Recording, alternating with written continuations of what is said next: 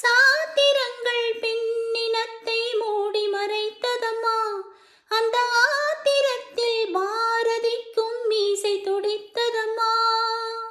வீடாளும் பெண்ணை இங்கே நாடாளும் காலம் வந்தால் ஊமைகள் போலவே எங்கும் ஓயாமல் கண்ணீர் சிந்தும். ஏனென்று கேட்கத்தான் இப்போதும் ஆளில்லை. சமநீதி கேட்கின்ற சட்டங்கள் ஏன் இல்லை? உலகமெல்லாம் பிடித்த பின்னும் உங்களின் இரவுகள் விடியவில்லை. கண்ணின் மணியே போராட்டமா? உன் கண்களில் என்ன